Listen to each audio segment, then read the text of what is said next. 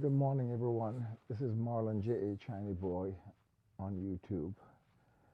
Excuse my appearance. I'm just coming in from work. I just did a 36-hour shift.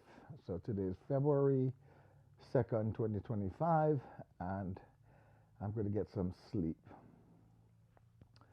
I did post a little video yesterday of Melissa, and I want you all to know who Melissa is. Melissa was like my other half, my best friend. My best friend. They used to call us Bench and Batty. When you saw one, you saw the other. Every vacation that we took together. We did so much things together, so much things together. Unfortunately, March 25th of 20, I think it's March 20th or 25th of 2019, I lost Melissa of breast cancer. It's it's been very hard. I'll be honest, it's still been very hard for me to deal with. I'm still dealing with this, with the loss of Melissa. Um, Let me tell you about Melissa.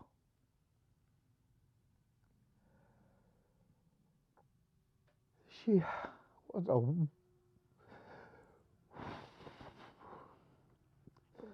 wonderful person, heart of gold. And if you ever get to meet her, there's not one somebody has not met her that didn't love her.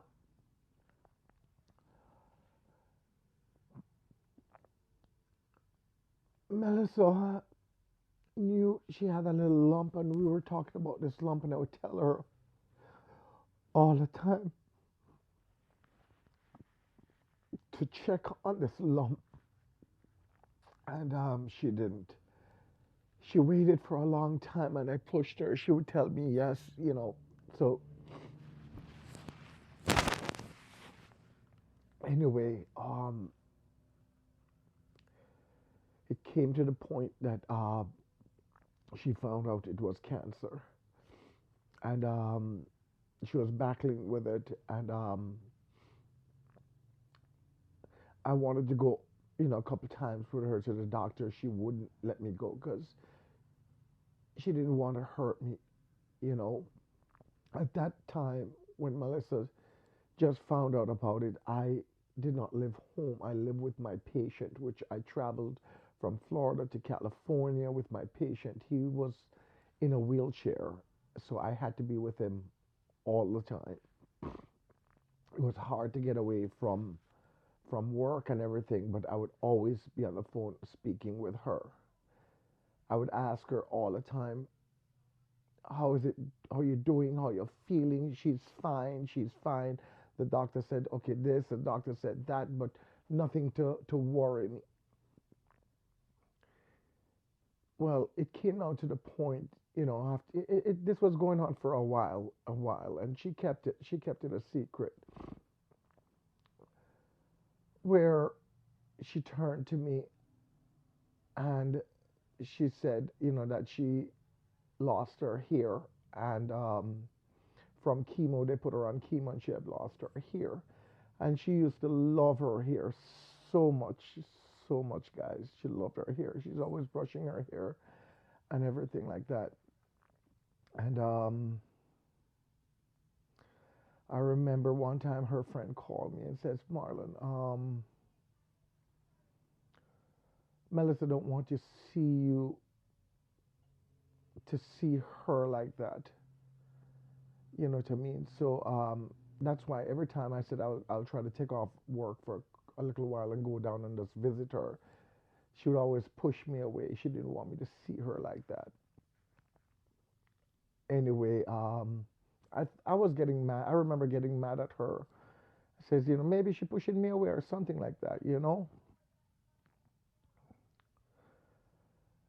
Then one day, um, her friend called me and told me Melissa was not remembering stuff, and certain things were happening, And I remember calling her one night, and we spoke for about 2 hours. We started talking about when we first met, how we met. Our first little vacation was to Florida, and that's what, did everything for us. That vacation will always be remembered. She remembered everything, and we spoke. She called me her pain in the ass. She said to me,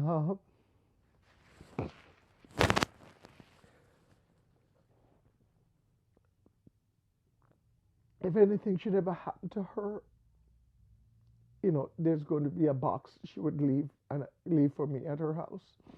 And I said to her, stop talking like that. And after, speaking that night, the next day, I said to my boss, I said, I need to take off a couple of days from work. They wouldn't grant me the couple of days or anything like that. So I said, well, I need like, a couple of hours then. I need to go. And I remember driving to Queens. Melissa lived in Queens, Joel Avenue in Queens. And I remember driving there and I was calling her, calling her, calling her. And she didn't answer the phone. So I decided to call her friend. And her friend said to me, Marlon, Melissa don't want you to see her right now. And I said, then where is she? Because I'm on my way coming. She said, Melissa's not here. Melissa's at the hospital. And then she wouldn't give me any information after that. So I remember calling her cousin who was very close to her, who lives in Pittsburgh. And it's the same thing as like Melissa was pushing away from her loved ones, the people who really love her a lot. She didn't want them to see her that way. Anyway, I turned back. I went back to work. And it so happens right there and then my cousin passed away in Jamaica. And I booked a ticket to go to Jamaica. And I was leaving the following morning to Jamaica. And my brother Mark called me and said to me, Marlon, did you hear the news? I says, what news? Melissa died.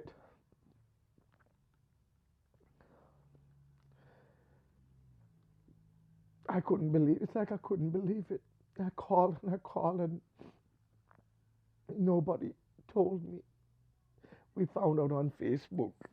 And I remember calling her brother who had moved to Georgia. I was her one and only brother. She has really not much family members out there. And we spoke. He said he was driving to New York. And that's how he got the message too. That on Facebook to find out that his sister died.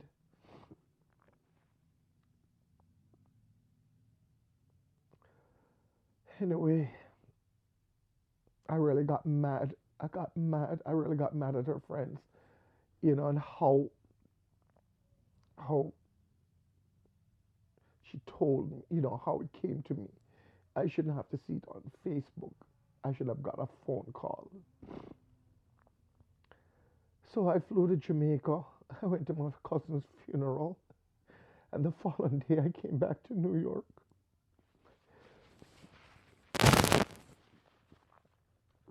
Nothing. They did not want to tell me nothing. Melissa was cremated, and they didn't tell me nothing else. Literally nothing else. It's like just weeks later, the friend called me and told me, Marlon, there's a box here for you.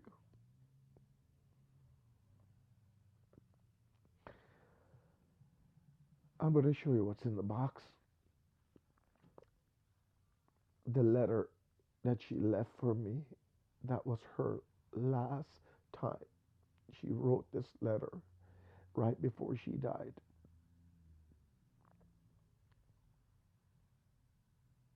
Her letter to me was to let me know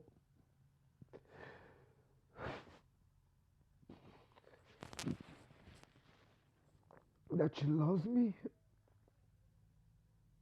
She'll never forget all the things we did.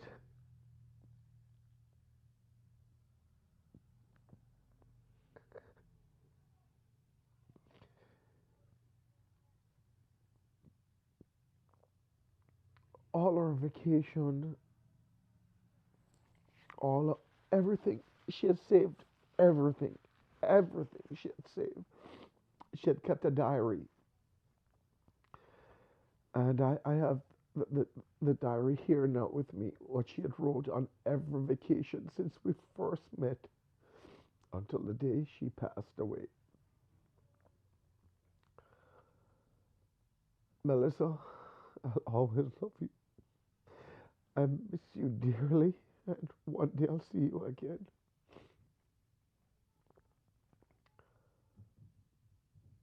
Then I'm suffering with all of that. It still bothers me, as I said. Then the following year, at 2020, a kid who I took in as my best friend, as a kid to me, as my son, Abel. Abel lived with us here in my home here for roughly on and off for about 9 years. And Abel came to me and said to me, Marlon, my brother called me and wanted me to come to Springfield, Massachusetts, and for a trade job. So Abel was a dishwasher here, in Wappinger Falls. He worked at the Duchess Diner, and I said to him, "Go. If you want, you have your. This is your home. Your room is here. Everything is here. Go. If you want to go for a trade job, go." You know. And he went, and he did it for a year and a half, and he did very well. I was so proud of him. He would come and visit sometimes on the weekend to show me, he has a credit card now, he has a bank account, he's buying his own things. And I was very proud of him, very proud of Abel. And then one morning, his boss called me and said to me, Ice got Abel. I said, what do you mean by Ice got Abel? She said, yes. They went to pick up, he did carpeting. They went to pick up the carpet, and Ice came down on their truck. Abel was the only one who didn't have his ID with him. And I think he was trying to call me, but I wasn't here, and I was at work, and I didn't get the phone call or anything like that. And they took him in. I remember calling the boss, and I said to her, it's a female, a Spanish lady, and I said to her, okay, we have to try to get Abel out right away. Do you know where he is? And she didn't know. Then she started telling me the little stories, the company not making any money and this and that, and she has no money. And I said, well, it's my best friend, and I'm gonna have to help out. I remember jumping in my car and going to Boston, and I found this lawyer, and that lawyer jumped on the case. I brought up the money I paid for her, the lawyer and everything like that, and that's when I first got to speak to Abel inside and everything like that. And I told him, don't worry, I'm gonna get him out. I'm gonna get him out. I remember I was heading to Florida, and his lawyer had called me and said, Marlon, good news. They have a court date, but the problem is it's tomorrow. I remember just jumping, calling from work, and I remember driving to Boston. I was staying up that side, and the morning I went to court, and the judge, you know, appreciated that I was his American family here, and Abel has never been in trouble before, and everything, and she released Abel in my care, but with a bond. The bond was, I think, $7,000 or $7,500. And I remember just driving back to New York. I didn't have enough money, and I scraped up everything I can, and I went to the bank and got a money order, and I drove back up to Burlington, Connecticut, where that's where the cell was and everything like that, the holding place, or where they meet and to get him out. And I paid the, paid that to them, and the end of the day, a truck came and just drive, and they just dropped him off into my hands, and I was just so happy for that. Thank you, Lord. Speaking to Abel, now the judge said to him that he would have to move back to New York into my care, and every month just to let him show up at the courthouse to know that he didn't run away or anything like that. And that was the deal to make. And he was happy for that to come back home. Abel said to me, Marlon, go to Florida, and when you come back, you can come and get me. And that's what I did. I went to Florida. I came back. I called Abel. Abel had an apartment in Springfield, Massachusetts, so he asked me to give him just a little more time that he could get his things together and come back for me to come back and pick him up and to come back home. On February 22nd, 2020, Abel called me. It was a Sunday night. I never forget. It's a Sunday night. Abel called me and said to me, Marlon, and he was just tell me, yes, Abel was having, I could tell he was having a little, some drinks, and I was a little mad at that, knowing, with what's going on. I said to Abel, are you okay? He said, yes. I said, well, I'm sleeping and I have to get up early in the morning to go to work. And I hung up the phone.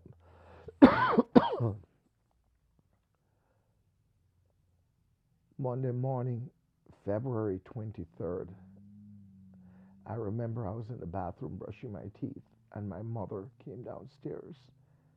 This was about 7 something in the morning. She said, Marlon, Abel is dead.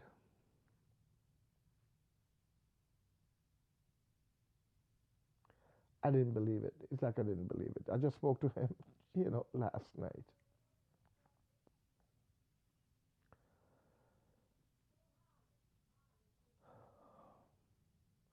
So I got a cut.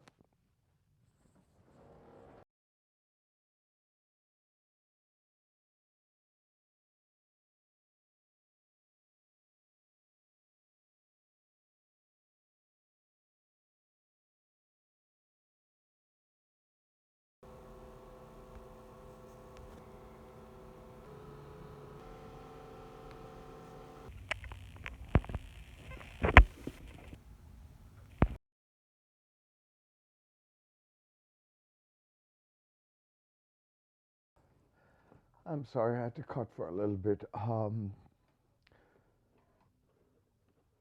So this is the box that Melissa left for me. You would see here she wrote, Mel, this is for Marlon Chung. And in this box, the first thing I saw was this letter. I'm going to read what the letter said.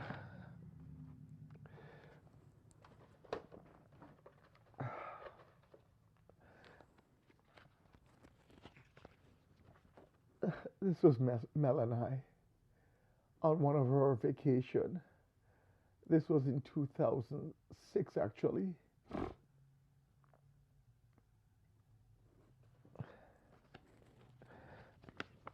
That's Melissa again.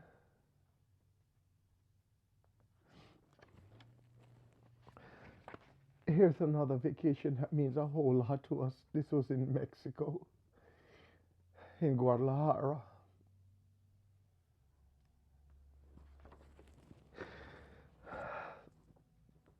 This is also in Mexico, in Guadalajara, where we met Martin, who took us around. And this letter: Dear Marlon, my love, my biggest pain in the ass.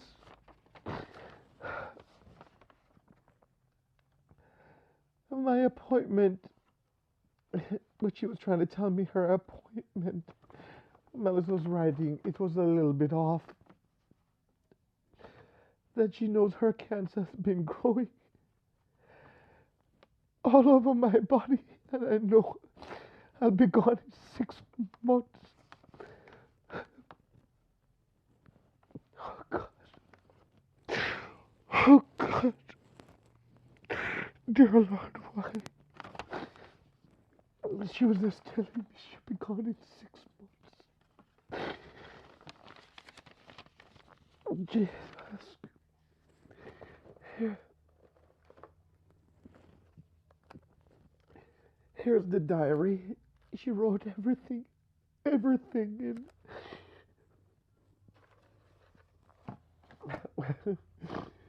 The shot glass, everywhere we went, we had a shot no matter what country it was.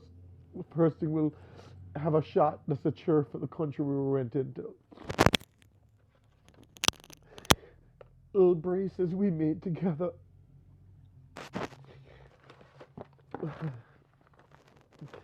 Those days with the punch buggies. This is a magnet.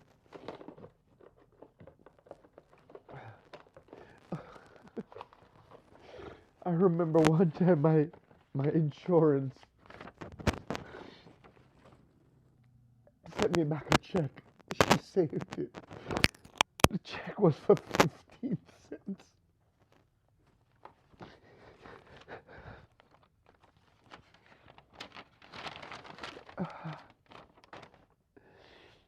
For Marlon, our first vacation trip, Miami. The first trip and the craziest of all, Mexico, Key West, P-Town, Jamaica, Guatemala. We've been everywhere, everywhere we went together. Oh my God. This is my first time looking through this box. We played a lot of cards. And why she bought this card with a Metro card, because one time she gave me a Metro card, and I said to her, what is a Metro card? Because I didn't know nothing about the train.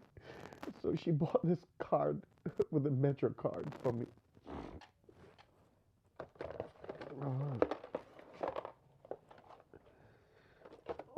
There's so much. We used to play a lot of, those days we played on the computer.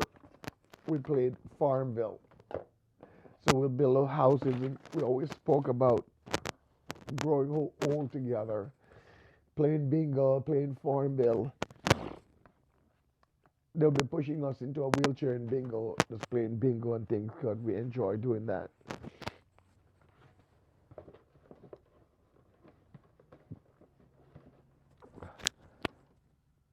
Melissa, I've never forgotten you. And I love you dearly, and I miss you dearly. So this is just a few things that bothers me. Melissa was always a giving person. I remember another time again, we decided to do something for the kids who were in the hospital, for Christmas. So we went down to Northern Westchester Hospital in Mount Kisco and find out how many kids were in there for Christmas. And Melissa dressed up as a clown. And as to cheer up the kids, we brought little presents and gave it to them and things like that in the hospital. We're always helping people, always. And that's just a part of me, my heart. People, if you don't know about me, I love to help people. It makes me feel good in my heart. you know, and I feel everything that I do and why God put me on this world, I think, is to help people. It just come at my door all the time. All the time, something happens, it come at my door, and I'm always helping. This is long before Facebook, long before all of these things. I've been doing this kind of work. I just want to give you a little example on something that happened. I remember we were driving to Maryland with Cola Smith, and I remember telling Colas the story, you know, of things I was doing and about Melissa. And I didn't mention about Abel, and I'm going to leave it like that. So Melissa died in 2019, and then the following year, Abel died, and how Abel died. That was my best friend who lived in my home, but went up to Springfield, Massachusetts, where that's where he passed away. And I brought back his body to Guatemala, and the following day was the funeral. And my mom called me and told me they were closing down the airports, and I need to get back to New York. And I couldn't go, from the capital to where Abel lived. I ended up going the next morning to the airport, and I got a flight out. And lucky thing I did, guys, because the following day the airports were closed. This is just when the COVID started. But anyway, I was telling Colas about it, and Colas has a good heart like me because I remember driving. I remember I'm just meeting him, and I was talking all of these things, and the both of us, you know, I was crying. I didn't hold back, and when I look at Colas, there was tears in his eyes too. So he's a very sensitive person and has a heart, a good heart, and that's why, you know, I would do anything in the world for him, anything, because he has a good heart just like mine. I was telling Colas what happened, and there it is. I end up stopping right there and then after we just started talking about it. I stopped at McDonald's in Maryland, and as soon as I stopped there and as I walked in, a Spanish guy, Spanish gentleman called me over. And I was like, okay, maybe it's money begging or food. And if it was food, I was going to give it to him, but I wasn't going to give him no money.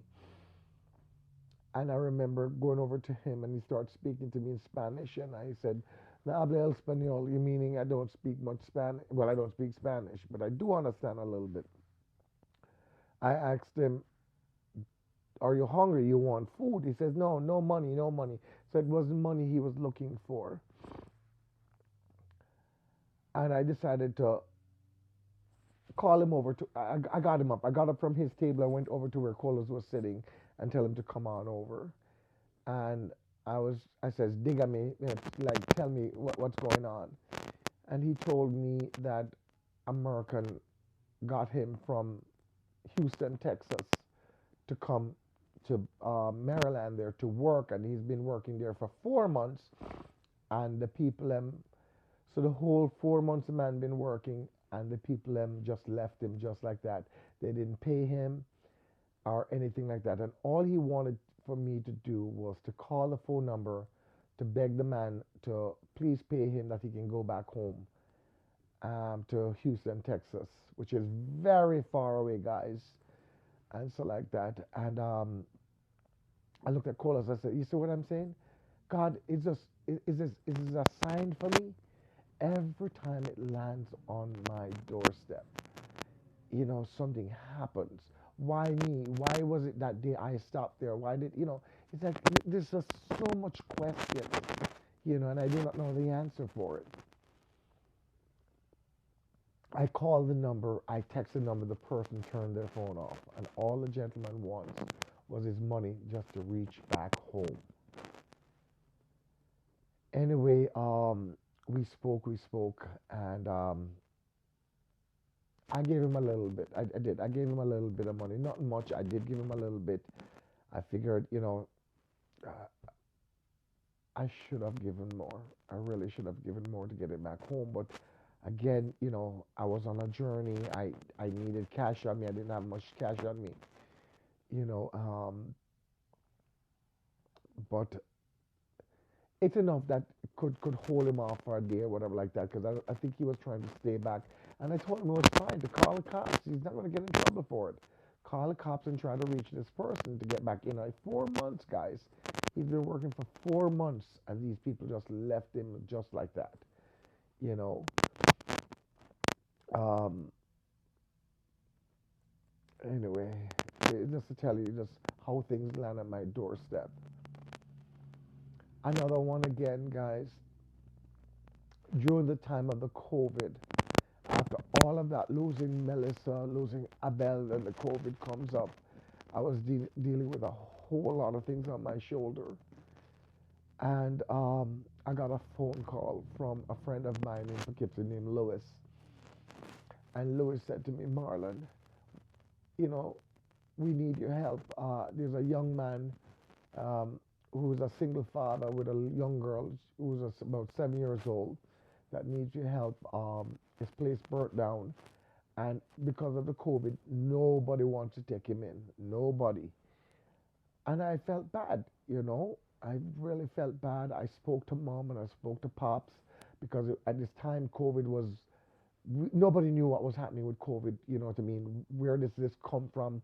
Who's going to die, who's not going to. I mean, there's so much with this COVID. And I spoke to mom and pops, and I said, we have to help out. We have to help out. And we told Louis to bring the young man and the young lady to our home. They did. Uh, we had explained to them they didn't speak English at all, and we had Louis translate where to let him know, okay, we're going to take a chance, but this is a big chance opening our home. So he cannot go outside and or nobody can come here because of the COVID. We got them in, we put them up. He was staying with us for a couple months, and then he got a job. They were doing some of his friends called him to do some kind of work. It was landscaping, really. So I said, okay, landscaping. He's not going to be amongst much people, and he wanted to, and we told him money wasn't our problem. He can stay here without paying rent or whatever like that. Don't worry, we'll take care of it. But you know, we did let him go out and work and just pray to God that he didn't have a COVID and bring it back to my family. Well, he came back, and another time he drove with me up to Connecticut because I had to go up to do some things because Abel had just passed away right there and then as well too. And I remember driving all the way up there. It was cold. It was winter time, which is a couple hours. Window up, came back, you know, and all of a sudden one day I saw him coughing, coughing. And I said to him, no, he needs to check it out just to be on the safe side. And I brought him to do a test and to find out he had the COVID. We told him it was okay. We'll keep him on one side of the house. We'll take care of him. We'll hot teas and everything like that because the hospitals, you couldn't go to the hospitals. It was just crazy in those days. Everybody went to the hospital was dying in the hospital. And it so happened we tested our own selves and we never had the COVID. Either mom, pops, or I. So we never contracted it from him. Thank you, Lord. I told him his daughter, we checked his daughter, she didn't have the COVID either. So we took care of him for a little while, and one morning I just saw the taxi, pull up at the front, and he just ran into the taxi with his daughter and his bags, and he left. I never saw him, never saw him again. Never saw him again. I think he was scared that we were going to call, you know, somebody on him. But it was nothing like that. Nothing like that. Everybody was just so scared, and it was told here in our town to report if anybody has COVID, and we weren't going to do that. You understand? And I think he was scared that they would find him, and nobody knew what was going to happen in those days, guys. Nobody knew. So that's just an example, just to show you the chances we take as a family and always helping people, just always helping people. That's my heart. I will continue doing it. Chance. And I've always said that I will never judge somebody else. I will always try to help. You know, um, I'm going to teach you all something that I've tell all my sisters and brothers and cousins and friends.